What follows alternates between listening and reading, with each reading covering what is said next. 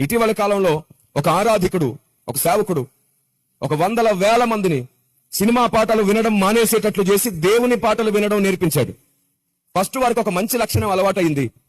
Cinema పాటల కంటే దేవుని పాటలు కూడా ఏమాత్రం తగ్గవు, మనం దేవుని పాటల్లో కూడా అలాంటి ఆనందాన్ని వెతకొచ్చు అనేటువంటి ఒక డైవర్షన్ అయితే వారికి వచ్చింది.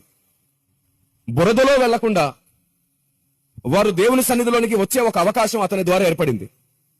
మన వాళ్ళు బయలుదేరారు. ఇంకా పాటలు పాడే విధానం మీద సినిమా మ్యూజిక్ లాగుంది, అలా ఉంది, ఇలా ఉంది అని చెప్పి తీర్పులు తీర్చేవారు బయలుదేరారు. కానీ వాళ్ళు ఒకటి మర్చిపోయారు. సినిమా పాటలు పాడి సినిమా పాటల్లో మ్యూజిక్ లోనే పూర్తిగా మునిగి తేలినటువంటి చాలా మంది యవనస్తులు దాన్ని వినడం మానేసి దేవుని పాటలు పాడడమే కాదు, దేవుణ్ణి ఎక్కువగా ప్రేమించడం కూడా నేర్చుకుంటున్నారు, కన్నీళ్లతో ప్రార్థించడం కూడా నేర్చుకున్నారని మర్చిపోయారు.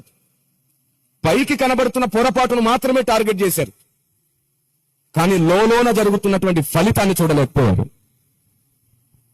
అలాగూ పై రూపాన్ని బట్టి తీర్పు తీర్చేవారు అనేకులు, వేలు చూపుని బట్టి తీర్పు తీర్చేవారు అనేకులు. అలాంటి స్వభావం ఒకవేళ మీలో ఇక్కడున్న వారిలో ఉంటే గుర్తుంచుకోండి, మీ దినములు ఈ ముగింపు దినాలలో త్వరగానే ముగియబోతున్నాయి.